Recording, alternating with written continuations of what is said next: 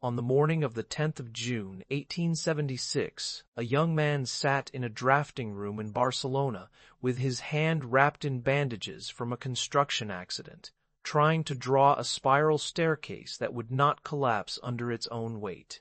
His name was Antoni Gaudí i Canet, and he was 24 years old, still a student at the Provincial School of Architecture, already convinced that nearly everything he had been taught about how buildings should stand was wrong.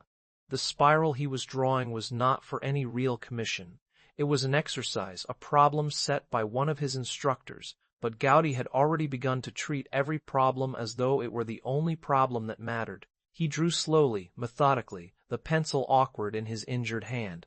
He had hurt himself the week before while working on a construction site. Students were expected to labor alongside masons and carpenters to learn the feel of materials, the logic of assembly, and the bandages made fine lines difficult, but he kept drawing. The spiral turned and turned on the page, a helix of stone that would rise through the center of an imaginary tower, each step cantilevered from a central column, each one bearing the weight of the one above it. He was trying to find the angle at which stone wanted to rest, the point where gravity and structure came into equilibrium without the need for external bracing, without the need for anything beyond the stone's own inclination to remain still. Outside the drafting room, Barcelona was in the middle of a transformation.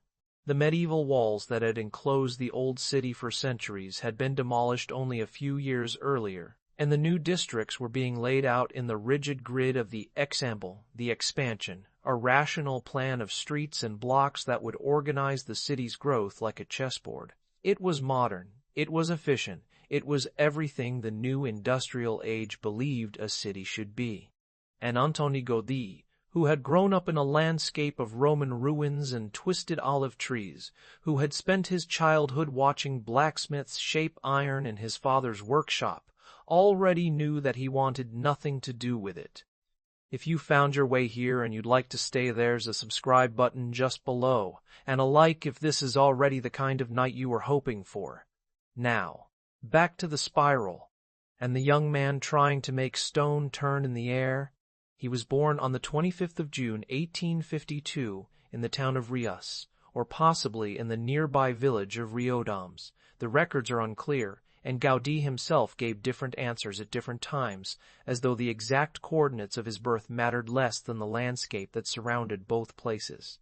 It was the countryside of the base camp, the low plain south of Barcelona, a region of vineyards and olive groves and red earth, a place where the light came hard off the Mediterranean and the stone was the color of rust.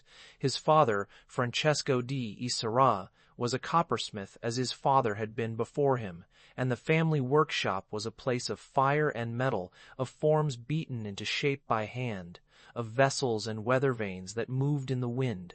His mother, Antonia Cornet y Bertran, came from a family of coppersmiths as well. It was a lineage of makers, of people who understood materials from the inside, who knew that copper had a memory, that it would spring back if you did not heat it enough, that every substance had its own will, and you had to learn to negotiate with it. Antoni was the youngest of 5 children, though only 3 survived past childhood. His older brother, Francesc, would eventually join their father's trade. His sister Rosa would marry and move away. Antoni himself was a frail child, prone to rheumatic fevers that kept him bedridden for long stretches, unable to attend school regularly, forced instead to spend his days in stillness, observing. There are stories, whether true or later embellishments. It is hard to say that he would lie in the garden and watch insects for hours, the way ants moved in columns, the way spiders engineered their webs, the geometry of a snail's shell. He could not run or play as other children did, and so he learned to look. He learned patience. He learned that structure was everywhere if you knew how to see it. The landscape of his childhood was Mediterranean and ancient. The Romans had been there. Tarragona, the old Tarraco, was not far away, with its aqueducts and amphitheater, its stones still standing after more than 1,000 years. The land was scattered with ruins, fragments of walls and columns, evidence of older orders that had risen and fallen and left their shapes behind. And everywhere there were olive trees, gnarled and twisted, their trunks splitting and reforming, their branches reaching in shapes that seemed random, until you realized they were following the light, always the light, finding the most efficient path to the sun.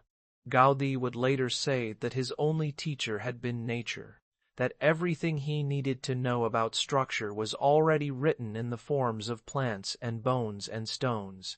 It was not false modesty. It was a statement of method. He was sent to school in Reus to the purist fathers who taught in Catalan. This was important, this language, because Catalonia was not Spain, or not only Spain, it was its own nation with its own tongue and its own history. And in the middle of the 19th century that identity was beginning to reassert itself after centuries of suppression. Gaudí grew up in a world where to speak Catalan was an act of cultural preservation, where every folk song and folk dance and piece of traditional craft was a thread connecting the present to a deeper past. He was not a brilliant student in the conventional sense.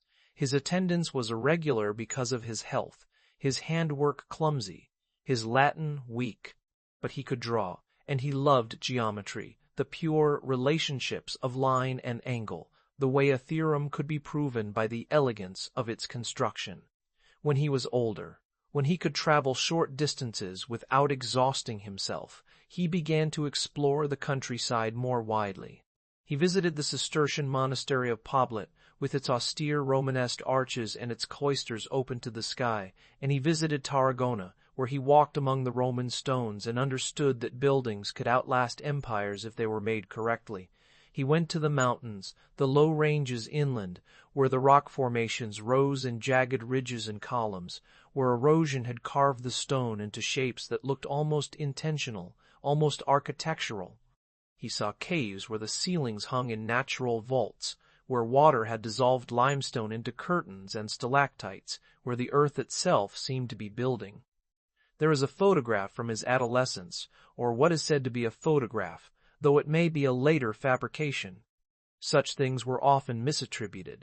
In it he is thin and dark-eyed, his hair already beginning to recede from a high forehead, his expression serious, almost wary.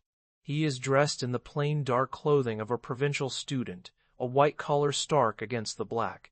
He does not look like someone who would one day design buildings that would be called hallucinatory, delirious, impossible. He looks careful. He looks like someone who has learned to measure his strength, to ration it, because there is not enough to waste. In 1869, when he was 17, he left Reus for Barcelona to study at the preparatory school before entering the provincial school of architecture. The move was a passage from one world to another. Reus was a market town, prosperous from trade in wine and olive oil and brandy, but still a place where the rhythms were agricultural, where the past was visible in every stone. Barcelona was a city in the midst of reinventing itself, tearing down its walls, expanding outward, filling with factories and banks and theaters, becoming the industrial and cultural capital of Catalonia. The Renaixença, the Catalan Renaissance, was in full bloom, a movement to revive Catalan language, literature, history, to reclaim an identity that had been suppressed under centuries of Castilian rule. Poets were writing in Catalan again, historians were rediscovering medieval chronicles, architects were looking to Gothic cathedrals and Romanesque churches for a style that would express Catalan identity in stone. Gaudí arrived in this ferment and did not quite know what to do with it.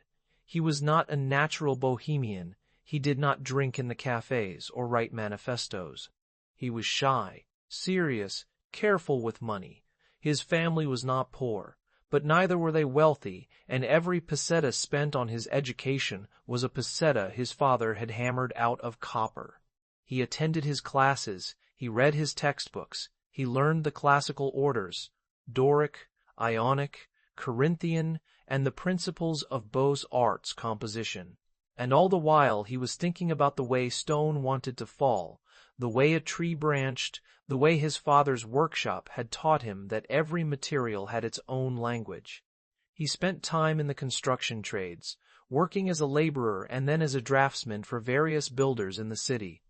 This was common practice for architecture students, a way to learn the realities of construction, to understand how drawings became buildings. He worked for Josep Fontserè i Mestre, who was designing the Parc de la Ciutadella, the city's new public park on the site of a demolished military fortress.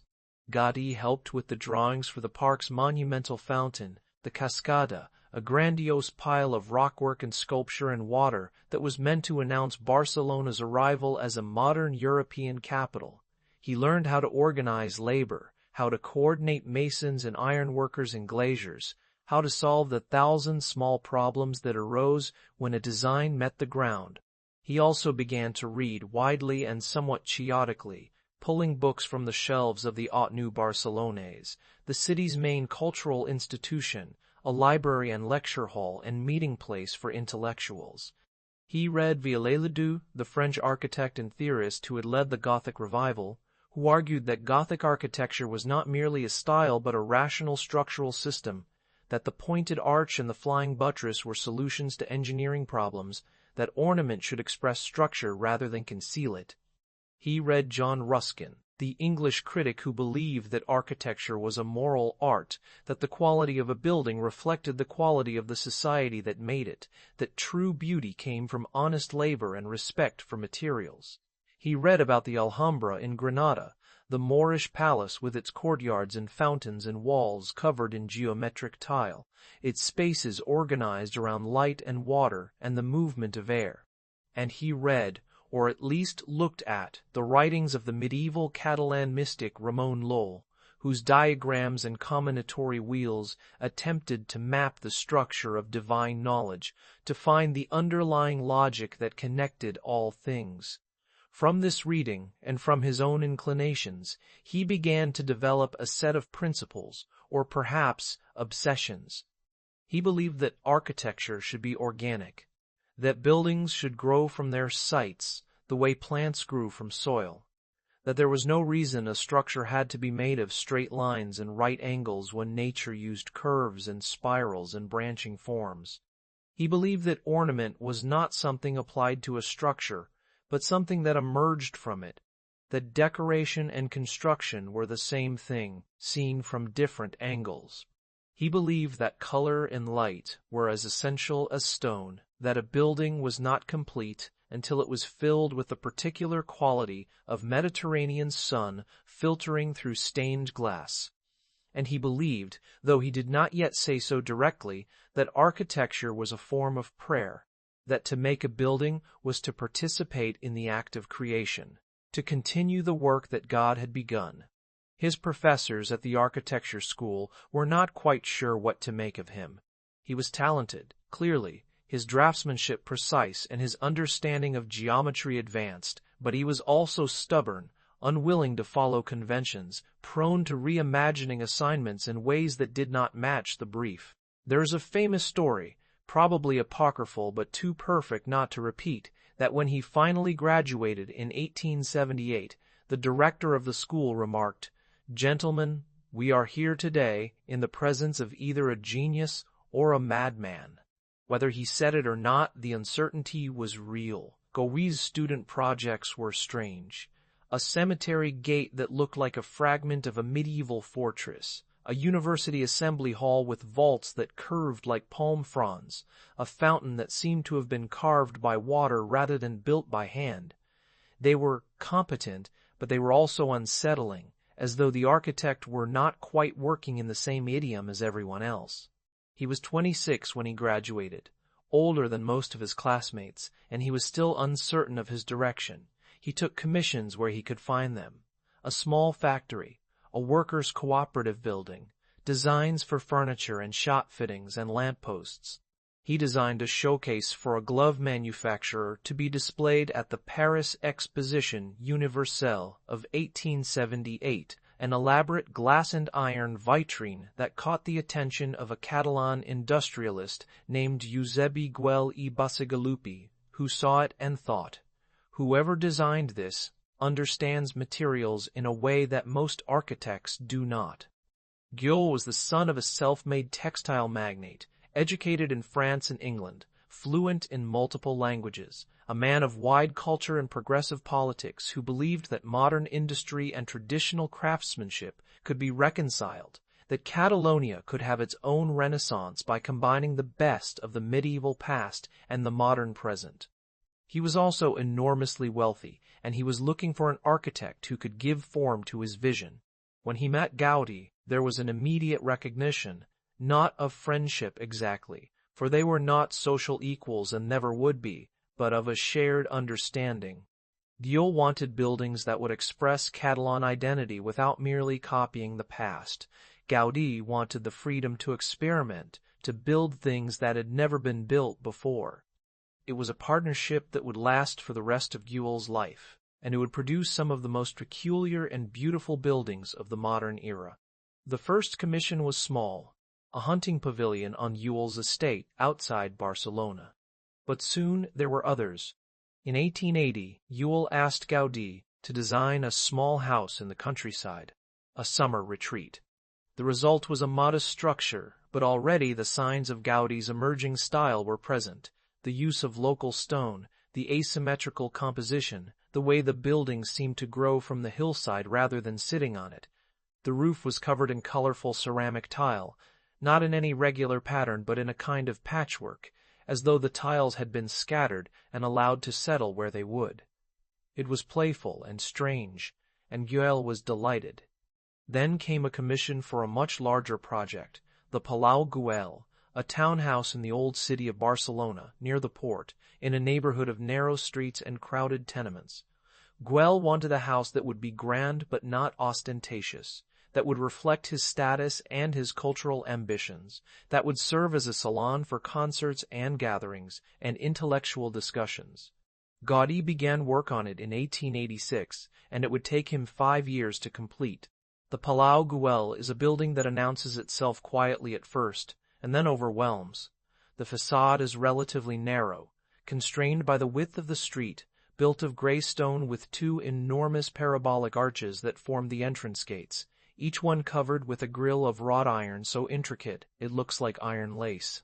Above the arches the stone is carved with the Catalan coat of arms and inscriptions in Latin and Catalan, and higher still, the facade rises to a series of narrow windows and a roofline that is almost fortress-like, severe and heavy.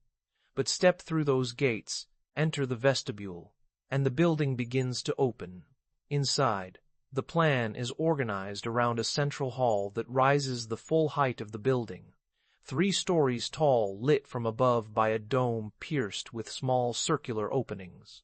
The dome is not a simple hemisphere but a complex geometric form, a cone set inside a cylinder, the surface covered with hexagonal coffers that create a pattern like a honeycomb.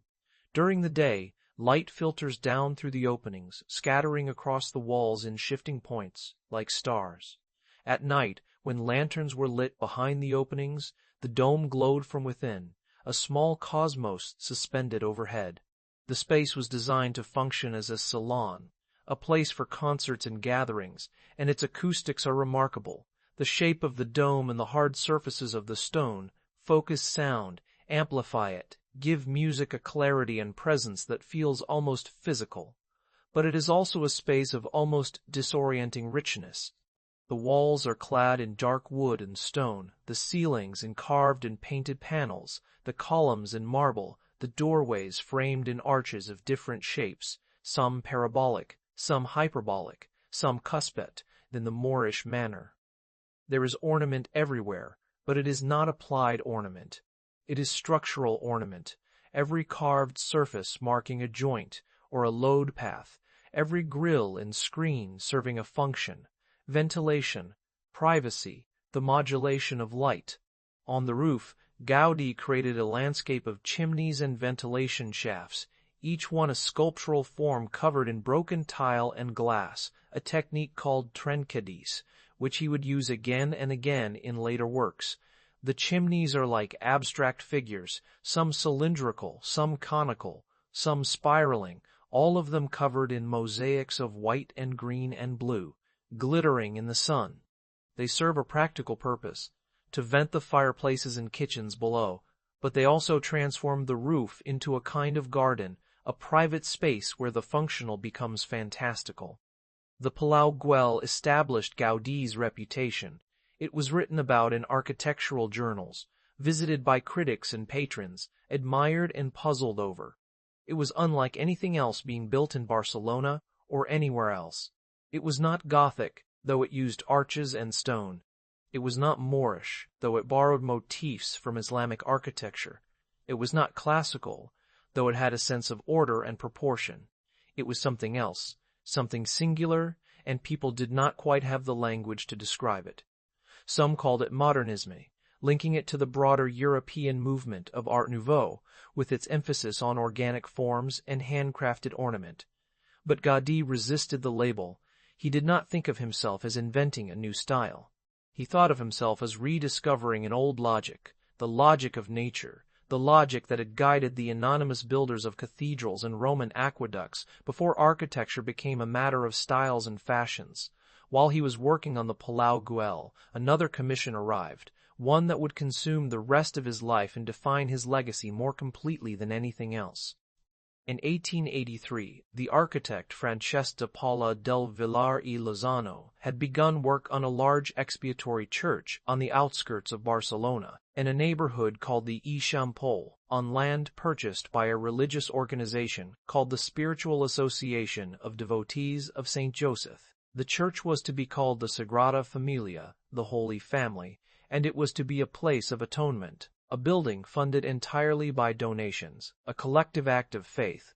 Del Villar's design was conventional, a Gothic revival church with a single nave and a crypt, the kind of project that could have been built anywhere in Europe at the time. But Del Villar resigned after a disagreement with the building committee, and in 1883 the commission was offered to Antoni Gaudi, who was 31 years old and had not yet completed a major building on his own. He accepted, and he began by redesigning the crypt, which was already under construction.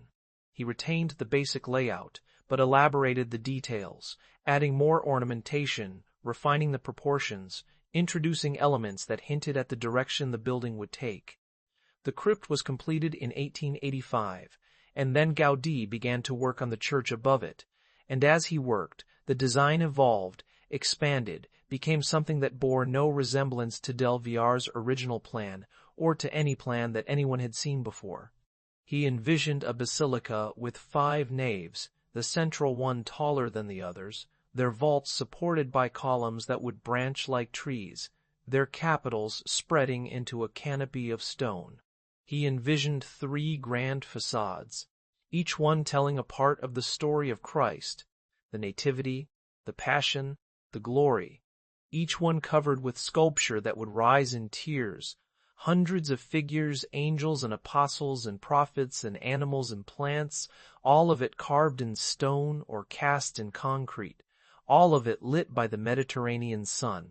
He envisioned 18 towers, 1 for each of the 12 apostles, 4 for the evangelists, 1 for the Virgin Mary, and 1, taller than all the others, for Christ himself, rising more than 560 feet into the sky, making the Sagrada Família the tallest church in the world, taller even than St. Peter's in Rome, though Gaudí insisted it must be 1 meter shorter than Montjuïc, the mountain that overlooked Barcelona, because, as he said, the work of man must not surpass the work of God.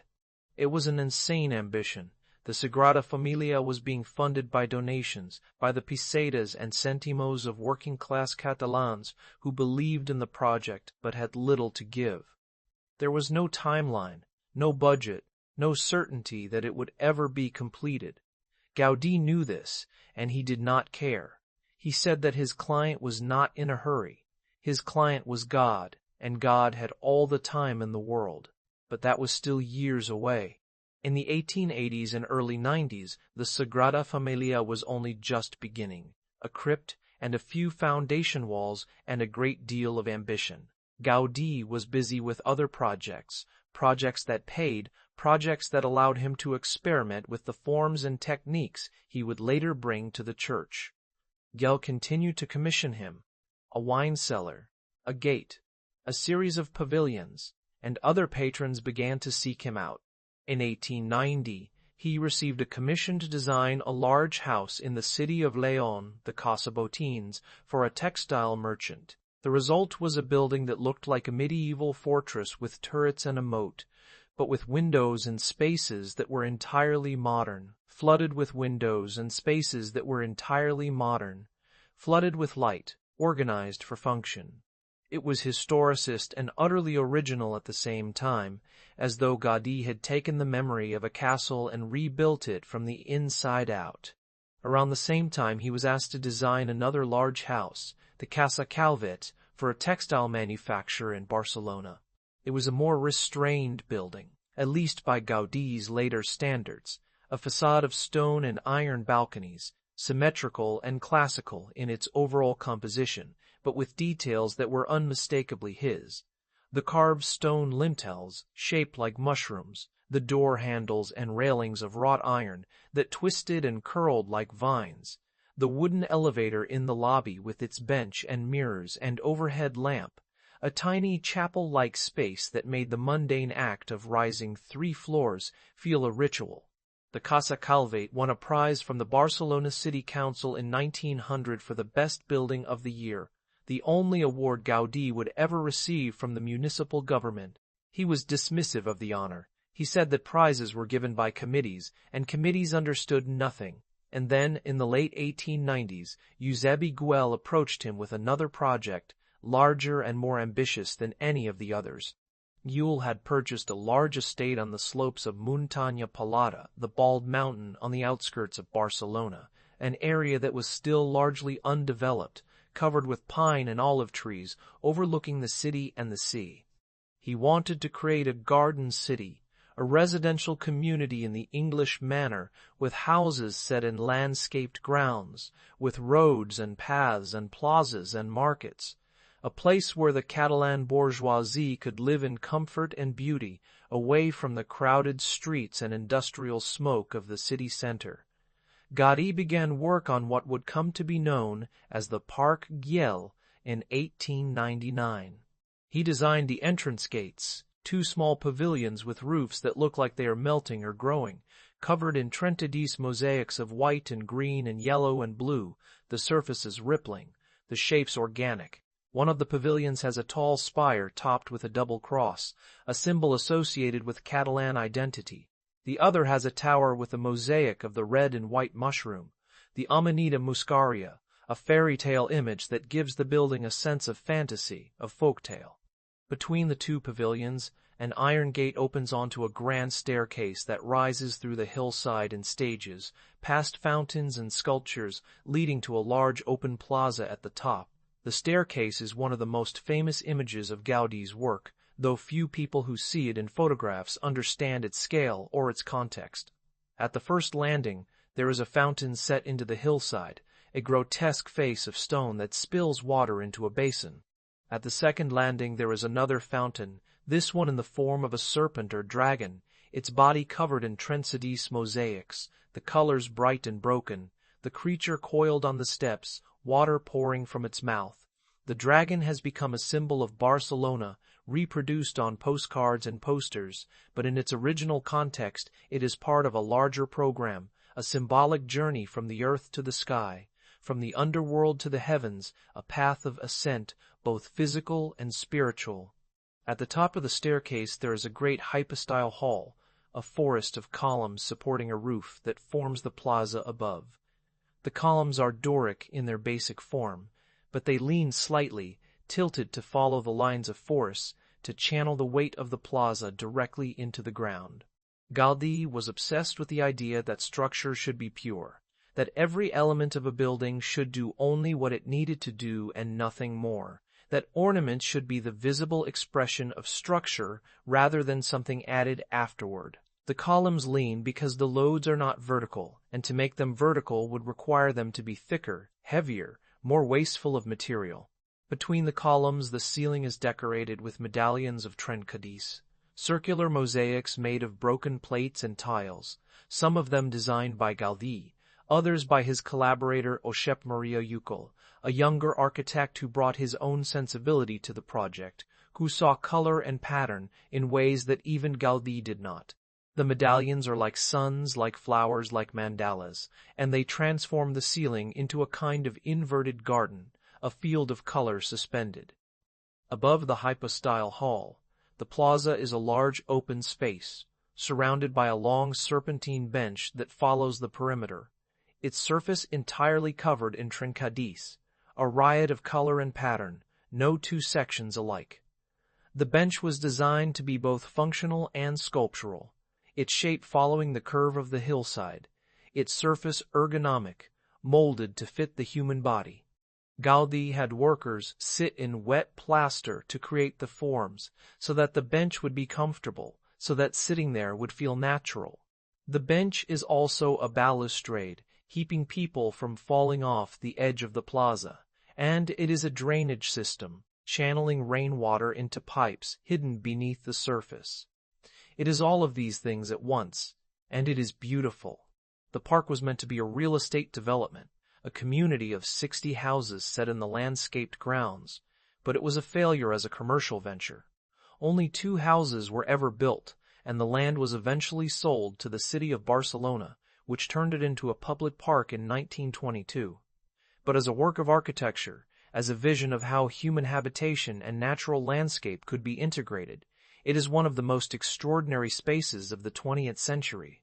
Walking through the Parc Güell is like walking through a dream of the Mediterranean, a place where the built and the natural are no longer distinct, where walls look like cliffs, where roofs look like caves, where every surface is alive with color and texture, where the light filters through trees and reflects off mosaics and makes the air itself seem to shimmer. While he was working on the Parc Güell, Gaudi received another major commission, this one from a textile manufacturer named Josep Batalló i Casanovas, who owned a house on the Passeig de Gràcia, the grand boulevard of the Eixample, and wanted it remodeled. The house was not old, only about 20 years, but it was undistinguished, a plain rectangular block, and Batalló wanted something more impressive, something that would make a statement on the city's most fashionable street. Gaudi began work on the Casa Batalló in 1904, and he transformed it completely. He did not tear it down, he reshaped it from the outside in, adding a new facade, a new roof, new interiors, new everything. The facade is one of the most hallucinatory surfaces in all of architecture. The ground floor is made of stone that has been carved into shapes that look like bones, like femurs and ribs and vertebrae, the columns curving and tapering, the whole structure seeming to ripple. Above, the facade is covered in mosaics of broken tile and glass, in shades of blue and green and violet, the colors changing as you move along the street. As the light shifts, the surface iridescent, almost liquid. The balconies are not flat railings, but sculptural forms, pieces of iron bent into shapes that look like masks, like skulls, like flowers, depending on how you look at them. The windows are large and irregular, some round, some oval, some shaped like teardrops, and the glass is not clear but colored, filtering the light into the rooms inside. The roof is even stranger. It is covered in scales, ceramic tiles in shades of orange and blue and green, arranged like the back of a dragon, and at the peak there is a small tower, a turret covered in mosaic, topped with a cross that is also a four-armed finial, a symbol that can be read as Christian or as simply decorative, depending on your inclination. The roofline curves, undulates, rises and falls like a wave, and the chimneys, those functional elements that most architects tried to hide, are here transformed into sculptures, clustered together, covered in trencadis, each one different, each one a form that seems to have grown rather than been built. Inside, the house is organized around light and air. The central stairwell is a vertical space lined with tiles that shift from deep blue at the top to pale blue at the bottom, so that the light filtering down from the skylight is equalized, so that every floor receives the same quality of illumination. The walls are not flat but curved, the ceilings molded in plaster that swirls and eddies like water, the door frames and windows shaped to follow the lines of the walls, nothing at right angles, everything flowing. The main floor, the piano nobile, is a series of interconnected rooms that open onto each other and onto the street, with windows that are like screens of colored glass, so that the light inside is always shifting, always changing color, blue in the morning, green in the afternoon, violet at dusk. The Casa Batlló is often described as a building that represents the legend of Saint George and the Dragon, the patron saint of Catalonia, with the roof as the dragon's back and the facade as the bones of the victims. Gaudi never confirmed this interpretation, and he may not have intended it, but it is easy to see why people read it that way. The building feels mythic, symbolic, as though it is telling a story in a language that is not quite verbal. It is also deeply sensual, almost erotic, the curves and textures and colors all working together to create an atmosphere that is both sacred and carnal, both restrained and overwhelming. This is the kind of moment we made this channel for. If you're still with us, and we hope you are, a like or a subscribe goes a long way. Now let's keep going. While the Casa Batlló was under construction, Gaudí received another commission, this one from a real estate developer named Pere Milà i Camps, who had married a wealthy widow and wanted to build an apartment building on the Passeig de Gràcia, not far from the Casa Batlló. Milà wanted something modern, something impressive, something that would generate rental income from the upper floors while he and his wife occupied the main floor. He hired Gaudí in 1906, and the result, the Casa Milà, would be the last secular building Gaudí would complete, and one of the most radical. The Casa Milà is a building that looks like it is in motion, like a wave frozen in stone. The facade is a continuous undulating surface, 5 stories of pale limestone that ripples and curves, with no straight lines, no right angles, no flat surfaces. The balconies are iron grills that look like tangled seaweed, like wreckage, like lace made of metal. The windows are irregular, some large, some small, some deep-set, some shallow, placed according to the needs of the interior rather than any external symmetry. The building wraps around 2 internal courtyards, both of them irregularly shaped, and the courtyards are open to the sky, bringing light and air into the center of the block. The structure is radical in a way that was not fully understood at the time. The facade is not load-bearing, it is a curtain wall, hung from an internal skeleton of steel and masonry columns. This means that the walls are free to curve, to open up in large windows, to be shaped according to aesthetic rather than structural necessity. It is a technique that would become common in the 20th century, but in 1906 it was almost unprecedented, and it allowed Gaudí to create a building that looks more like a natural formation than a human construction. Inside, the apartments are arranged around the courtyards, each one different, each one with its own configuration of rooms and spaces. The floors are not flat but gently sloped, the walls not straight but curved, the ceilings molded in plaster with patterns that look like waves, like clouds, like flowers. Gaudí designed not just the building but the furniture, the door handles, the windows, the light fixtures, every detail conceived as part of a total work, a Gesamtkunstwerk. The building was meant to be lived in, to be inhabited, to be a place where daily life would be shaped by beauty, where the ordinary acts of waking and eating and sleeping would take place in spaces that were themselves works of art. But the most extraordinary part of the Casa Milà is the roof. It is a landscape of forms, a garden of chimneys and ventilation shafts and staircases, all of them sculptural, all of them covered in trenegadis, or left as raw concrete, their shapes abstract and figurative at the same time. Some of the chimneys are grouped together, like soldiers standing guard. Some are isolated, like sentinels. Some are twisted, some smooth, some covered in mosaics of white and green, some in broken bottles, some in fragments of tile.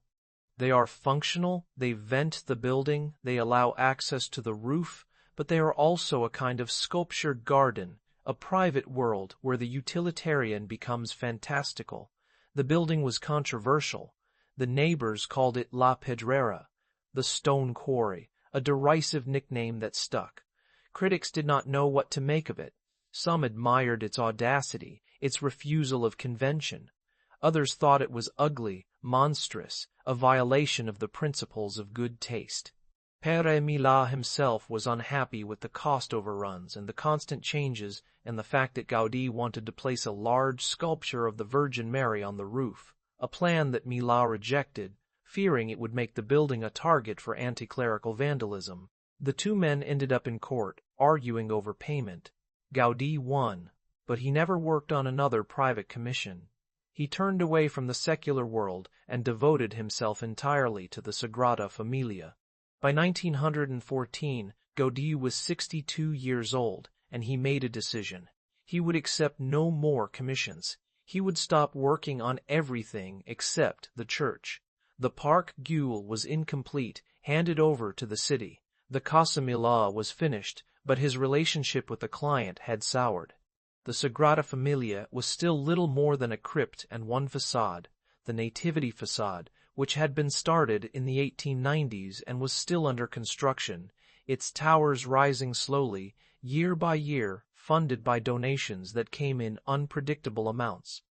Gaudí moved into a workshop on the construction site. He simplified his life, gave up his apartment in the city, stopped dining out, stopped attending concerts and social gatherings, stopped everything that was not the work.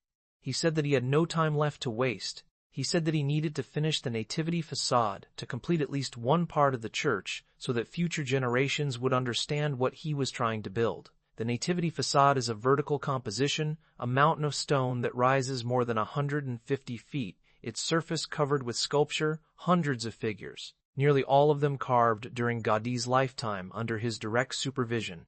The facade is divided into 3 portals, each one corresponding to a member of the Holy Family. The left portal for Saint Joseph, the right for the Virgin Mary, the center for Jesus.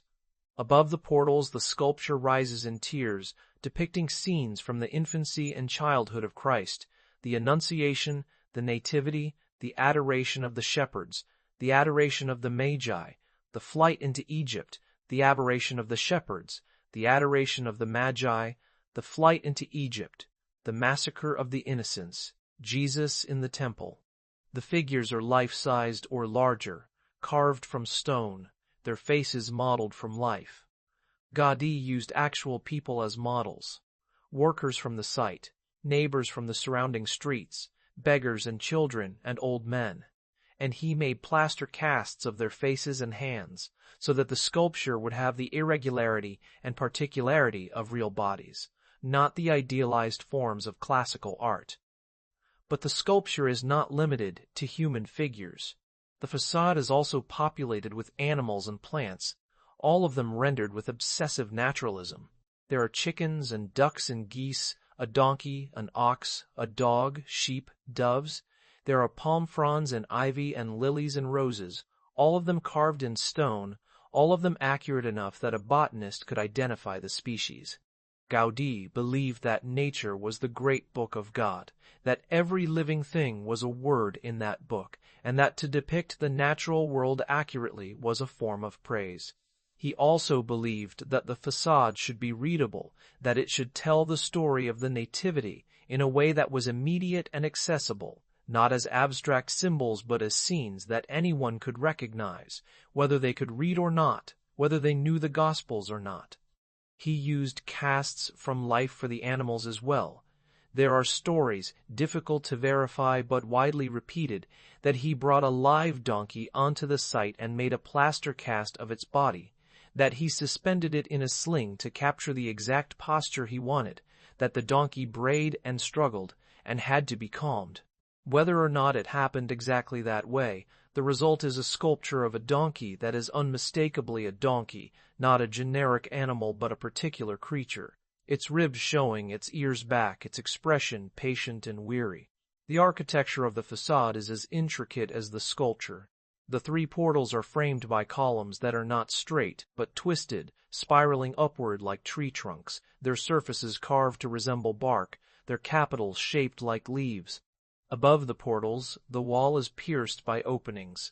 Windows, arches, passages, that are irregular and asymmetrical, placed according to the needs of the interior spaces rather than any external grid. And above the wall there are 4 towers, one for each of the apostles associated with the Nativity, Barnabas, Jude, Simon, and Matthew, each tower rising more than 350 feet, their forms tapering as they rise, their surfaces covered in mosaics that spell out words in Latin, Sanctus, Sanctus, Holy, Holy, Holy. The towers are not solid but hollow, containing spiral staircases, and their tops are decorated with finials covered in Venetian glass and ceramic, glittering in the sun, visible from all over the city.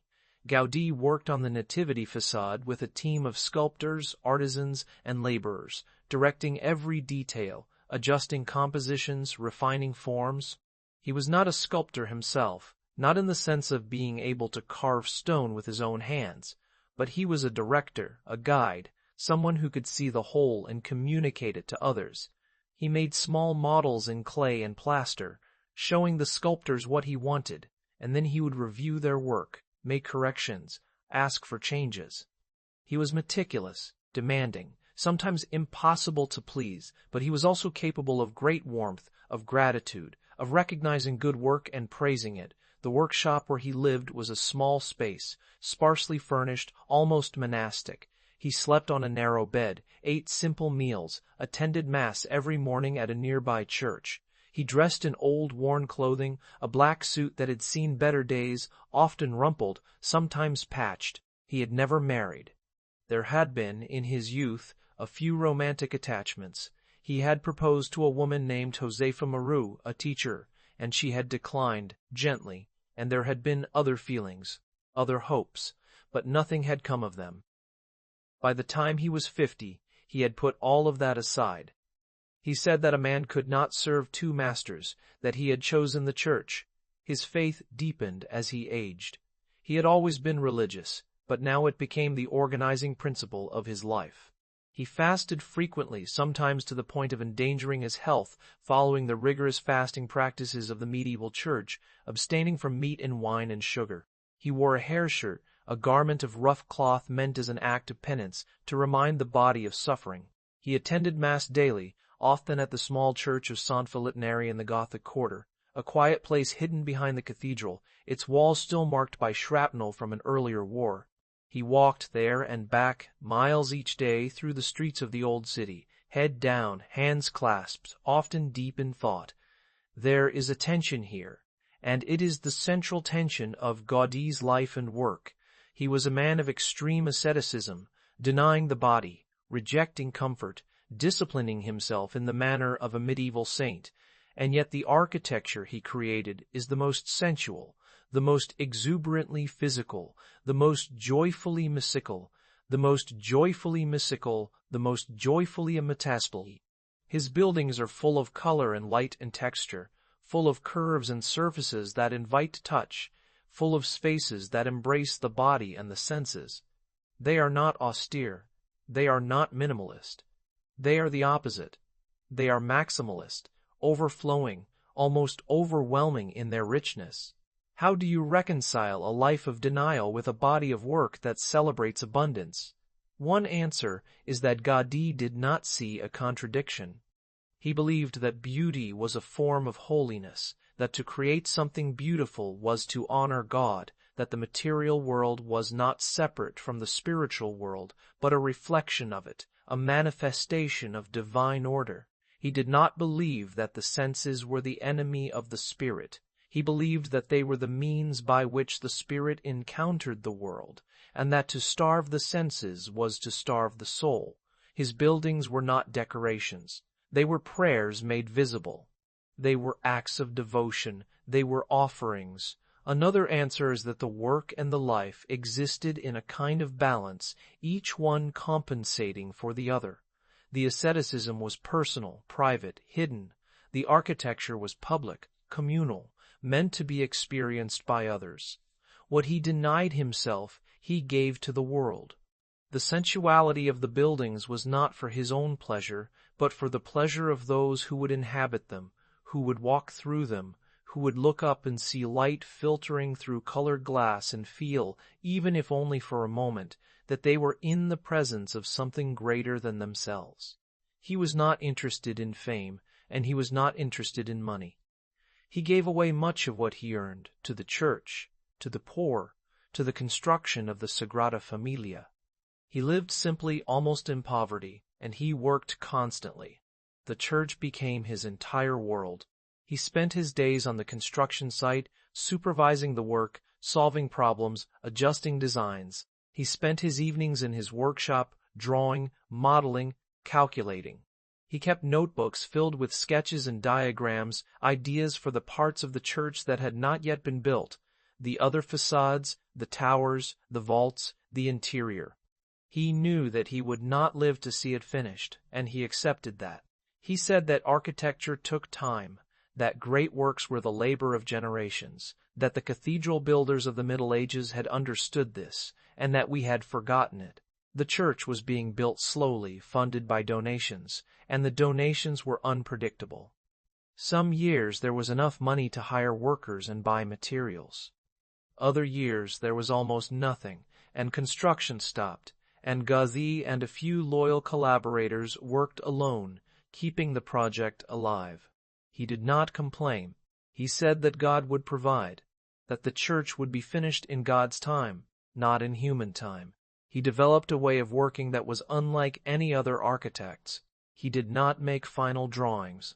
He made models, physical three-dimensional models in plaster and clay and wood, and he worked on them directly, shaping them, refining them, discovering the forms by building them. He used a technique he called the funicular model, a method for determining the shape of structural elements by using chains and weights. He would hang chains from a board, let them drape naturally under gravity, forming catenary curves, the perfect shape for an arch, the shape that carries load most efficiently. Then he would attach weights to the chains, representing the loads that the real structure would carry, and the chains would adjust, finding the equilibrium, the shape of minimum tension. Then he would take a photograph of the chains, turn it upside down, and the catenary curve became the ideal shape for an arch or a vault or a column. It was a way of letting physics design the building, of letting nature reveal the form. The interior of the Sagrada Família, as Gaudí designed it, is a forest. The columns are not vertical piers, but branching forms, starting as thick cylinders at the base, and then dividing, splitting into smaller elements, like a tree trunk dividing into branches. The columns are angled, leaning slightly, following the lines of force, so that the loads are carried directly to the ground without bending, without tension. The capitals, where the columns meet the ceiling, spread out into complex geometric forms, hyperboloids, paraboloids, helicoids, shapes generated by rotating curves in space, shapes that have the strength of vaults and the lightness of shells. The ceiling is a canopy of these forms, interlocking, overlapping, creating a surface that is both structure and ornament, that carries the weight of the roof and filters the light from above. The light was always central to Gaudí's vision. He wanted the interior of the church to be filled with colored light, light that would filter through stained glass and scatter across the stone, creating an atmosphere of contemplation and wonder. He designed windows that are not flat planes but faceted surfaces like gems, with panes of glass in different colors, red and orange and yellow on the west side, blue and green and violet on the east, so that the light in the morning would be cool and the light in the afternoon would be warm, so that the color of the space would change with the sun, so that time itself would be visible inside the church. He worked on the Sagrada Família for 43 years, and for the last 12 years of his life, it was his only project, his only focus, his only reason for being. He was aware of his age, aware that time was running out. He pushed himself, pushed his workers, tried to finish the nativity facade so that at least one part of the church would be complete, so that people would understand what he was trying to build. On the 7th of June, 1926, Antoni Gaudí left his workshop in the late afternoon and began walking toward the church of Sant Felip Neri for evening mass. He walked the same route he always walked, through the streets of the Assincall, past the construction sites and the apartment buildings, past the shops and cafes, moving slowly, his head down, his thoughts elsewhere. He was 73 years old, thin and frail, his clothes old and shabby. He looked like a beggar, like one of the homeless men who slept in doorways and asked for coins. At the intersection of Gran Via and Carrer de Baleine, he stepped into the street, and a tram struck him. The accounts vary. Some say he was crossing against the light. Some say the tram driver did not see him. Some say Gaudí simply did not hear the bell. He was knocked down, dragged a short distance, and left unconscious on the pavement. People gathered, but no one recognized him. His clothing was so worn that they assumed he was a vagrant, someone with no family, no home, no money. A taxi driver refused to take him to a hospital, not wanting blood on his seats. Eventually, someone called for a police wagon, and he was taken to the Hospital de la Santa Cruz, the old medieval hospital in the Gothic Quarter, a place that treated the poor and the indigent. He was put in a bed in a general ward, his injuries assessed. He had broken ribs, a fractured skull, internal bleeding. The doctors did not expect him to survive. He drifted in and out of consciousness, sometimes speaking, sometimes silent. It was not until the next day that one of the chaplains from the Sagrada Família, making his rounds in the hospital, recognized him. Word spread quickly. The director of the hospital, horrified that Catalonia's most famous architect had been lying unattended in a pauper's ward, offered to move him to a private room. Gaudí refused. He said he was where he belonged, among the poor. He died on the 10th of June, 3 days after the accident, without regaining full consciousness. The news spread through Barcelona like a shockwave. The funeral was held on the 12th of June, and thousands of people filled the streets, following the procession from the hospital to the Sagrada Família, where he was buried in the crypt, beneath the church he had spent his life building and would never see completed. The newspapers called him a genius, a saint, a martyr to his art. The city went into mourning. The Sagrada Família was left unfinished, its nativity facade complete, its other facades barely begun, its interior a vast empty space filled with scaffolding and models and drawings. Gaudí had left no final plans, no comprehensive blueprints. He had worked from models and sketches, adjusting as he went, discovering the building as he built it. His collaborators knew parts of the design, but no one knew the whole. And then, a decade later, during the Spanish Civil War, anarchists broke into the workshop and destroyed many of the models, smashed the plaster forms, burned the drawings. It was an act of vandalism born out of hatred for the church, for the bourgeoisie, for everything the Sagrada Família represented. Much of Gaudí's work was lost, irretrievably. But the church survived. After the war, a group of architects and engineers and artisans began the slow work of reconstruction, piecing together the fragments, studying the surviving photographs and documents, trying to understand what Gaudí had intended. It was an act of faith, a collective decision to continue a project that had no clear endpoint, no guaranteed funding, no certainty of success. They worked slowly, decade by decade, adding to the building, raising the towers, completing the Passion facade on the opposite side from the Nativity facade, beginning work on the Glory facade, which Gaudí had barely started. They used new materials, reinforced concrete instead of stone, computer modeling instead of hanging chains, but they tried to remain faithful to Gaudí's vision, or at least to their understanding of his vision. The question of whether the church should be completed at all has been debated for a century. Some argue that it is a ruin, that it died with Gaudí, that to continue building it is to create a forgery, a pastiche, something that looks like Gaudí but is not. Others argue that the church is not a finished work but a living project, that it belongs to the people who are building it now, that every generation has the right to add to it, to interpret it, to make it their own.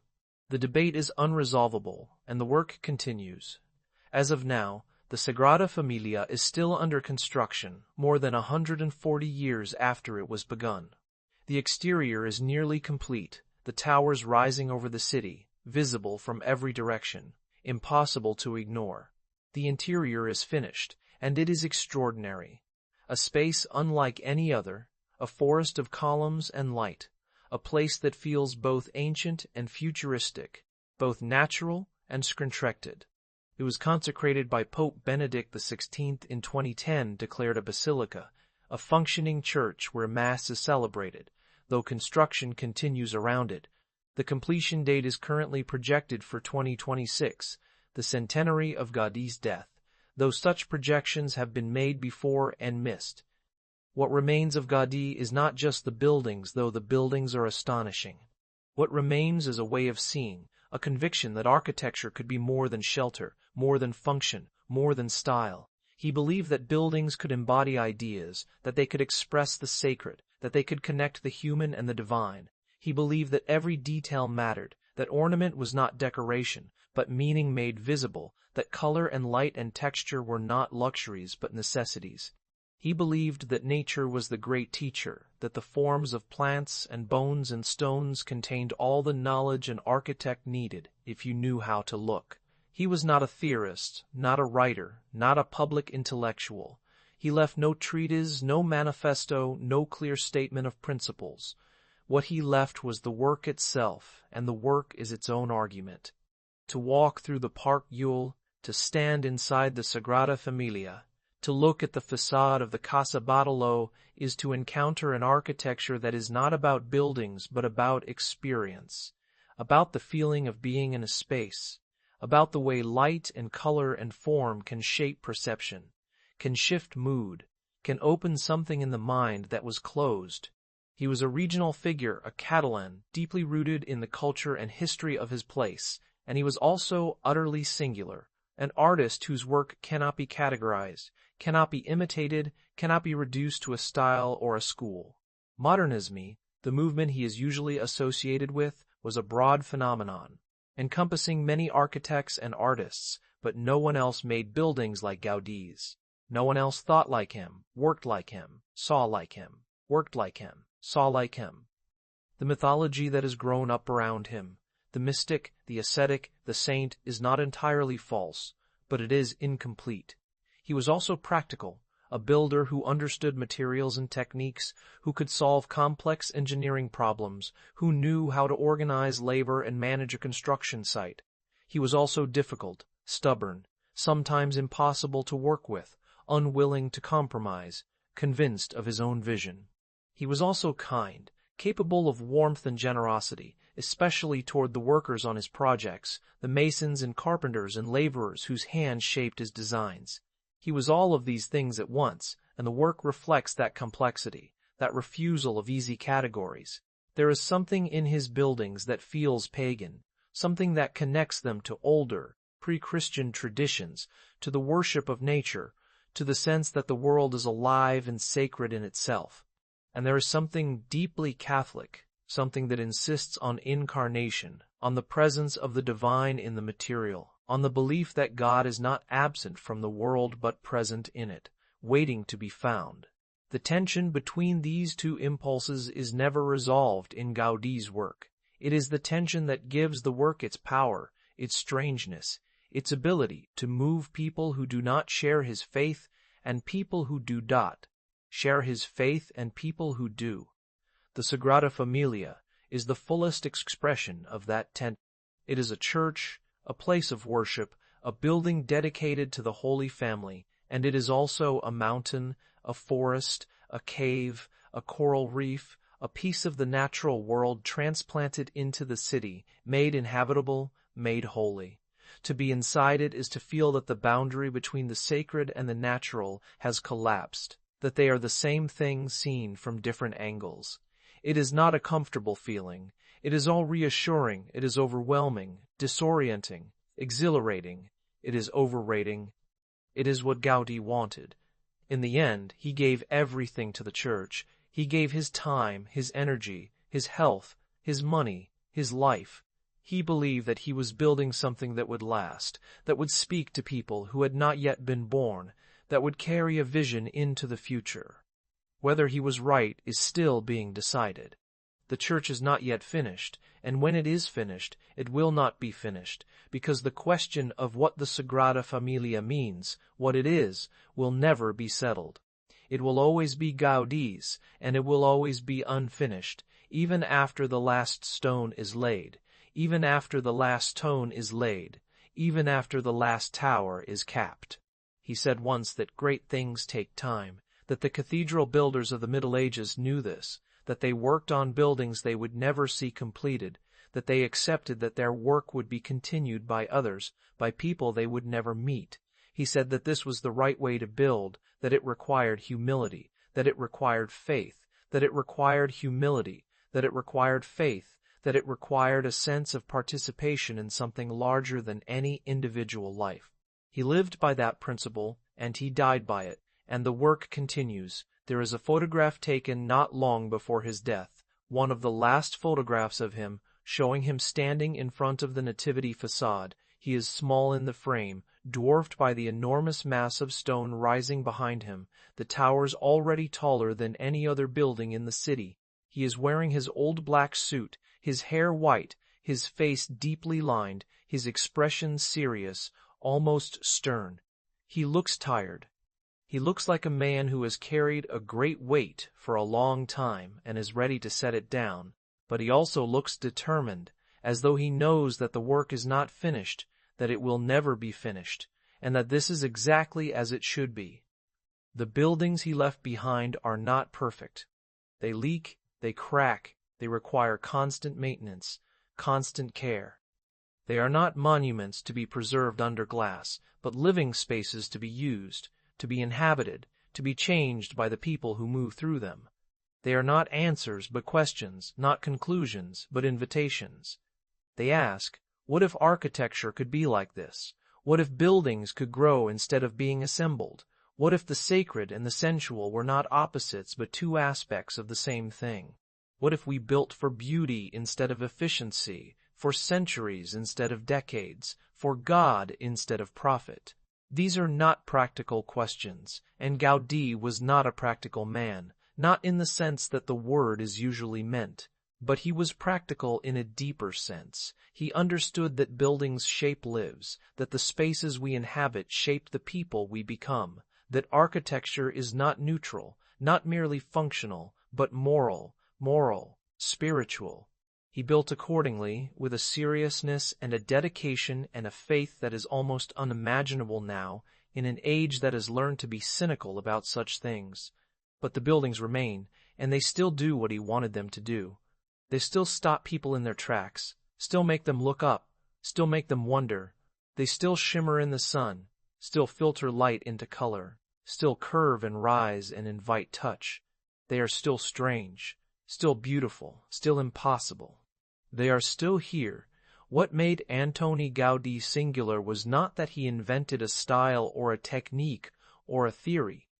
What made him singular was that he built a world, a way of seeing and making that was entirely his own, and that he built it in stone and iron and tile, in forms that would outlast him, that would continue to speak long after his voice was silent. He saw the world as a place of infinite complexity and infinite order, where every leaf and every bone and every stone was part of a vast interlocking system, where nothing was random, where everything had its place. And he tried to build that vision, to make it real, to give it form that others could enter and experience, and perhaps, for a moment, understand. There is a particular kind of attention that his buildings require, a willingness to slow down, to look closely, to let the eye follow a curve or trace a pattern, or notice the way light falls across a surface. It is the attention of someone looking at a natural object, a shell, a flower, a piece of driftwood, trying to understand how it is made, what holds it together, why it is beautiful.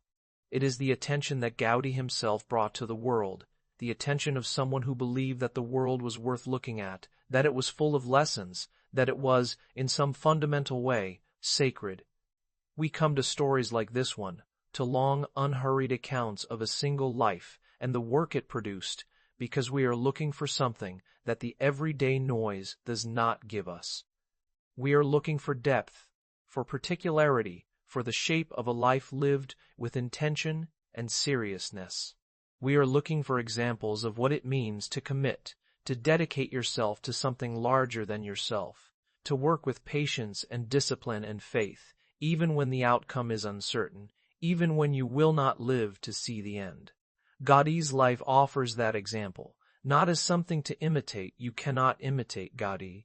You can only be yourself with the same seriousness he was himself, but as something to witness, to consider, to carry. If tonight felt like time well spent, a like or a subscribe is the quietest way to say so, and it helps more people find their way here. This is a place for slowness, for stories that take their time, for the kind of attention that a life like Gaudí's deserves. Wherever you are right now, whatever brought you here, a need for calm, for company, for something to fill the silence or ease the path toward sleep. We hope this hour has given you what you came for. We hope you have found something worth keeping, some image or idea, or simply the feeling of having spent time in the presence of a life that was lived fully, that was shaped by devotion and vision, and an almost reckless commitment to beauty. Gaudí built for a future he would never see. And we are living in that future now, walking through the spaces he imagined, standing in the light he designed. He built slowly, patiently, stone by stone, trusting that the work would continue, that others would carry it forward, that the vision would endure. It is a kind of faith that feels rare now, almost impossible, and yet here we are, still building, still looking, still trying to understand what he saw. Sleep well, dream of forests made of stone, of light filtered through color, of buildings that grow like trees. The work continues. It always does.